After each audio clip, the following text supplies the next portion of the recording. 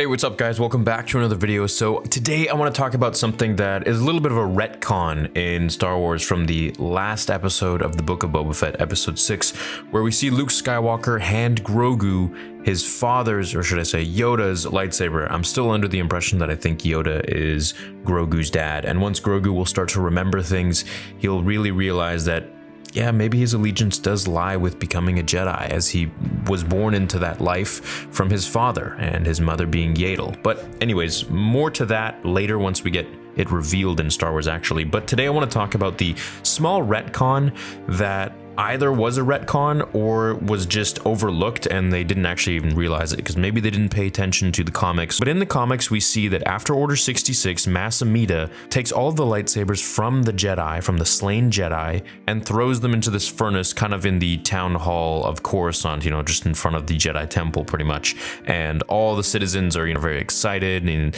at last we will have freedom. And we see the last lightsaber that he throws in there is actually Yoda's. Never again will we fear the Jedi. Through the grace of our Emperor Palpatine, we were saved from their treachery. The Jedi are gone. The Emperor saw through their separatist plots, their lies. He survived their attempt to assassinate him. And now, at last, we are safe. As we see the clones throw barrel after barrel of Jedi lightsabers into a massive furnace, it's pretty obvious what they're about to do with them. Presumably, these sabers are collected from the dead bodies in the Jedi Temple after Anakin massacred them. Now, I want you all to look closely with me as Mas Amedda maniacally looks to the last saber, holding it to the sky, to be burned, and with it, the perceived memory of the Jedi altogether. That is until Luke shows up. We have entered a new age. An age of freedom! We can actually see that he's holding the lightsaber of none other than Jedi Grandmaster Yoda, as he throws it into the furnace. Palpatine sighs with relief.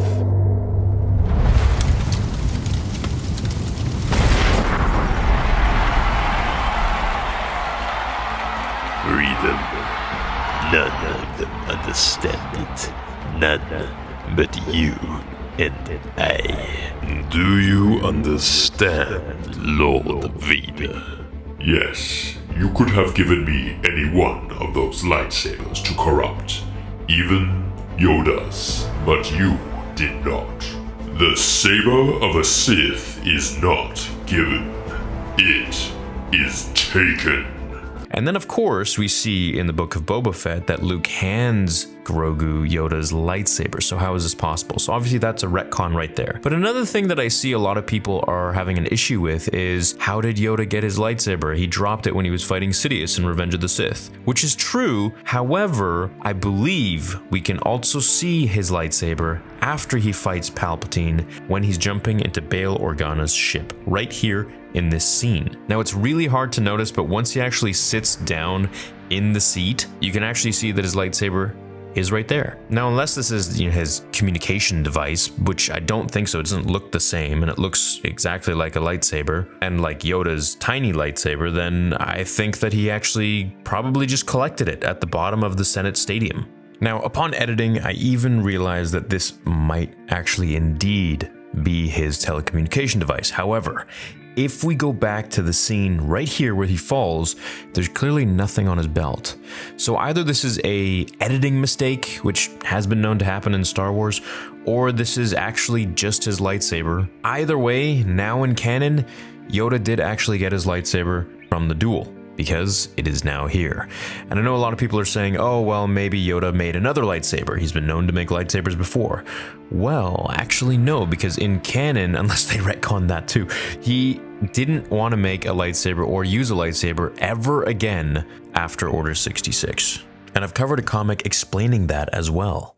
As he rummages through his bag, his thoughts are narrated to us. He carries no lightsaber. He would never diminish the weapon of the Jedi in the pursuit of filling his own belly. In any case, he resolved long ago he would never wield another lightsaber. As part of his penance, for the hubris that led to the fall of his order, for the blindness that led to his exile, for the shame of knowing that the consequences of that failure, even now, continue to plague the galaxy. No, he will not swing a Jedi's lambent blade again.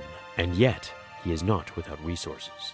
Yoda then takes out a bow and... But if we want to go one step further, I love this stuff. If we look at the lightsaber that Luke hands Grogu, you can see the actual same scratch marks that are in Revenge of the Sith on his saber, or in any of the prop replicas, like the limited edition Master Replicas lightsabers of Yoda's. You got the same nail markings on the lightsaber that you do here in the scene. They're all there. I highly doubt that Yoda was really going crazy and going ham with his lightsaber after Order 66 on Dagobah. I mean, it is possible. Maybe there were monsters, but really now we're just creating like an entire new fanfiction of stories. So I think this is Yoda's lightsaber here. Whether it's an editing mistake or not, this scene in the comics is completely retconned and doesn't exist anymore.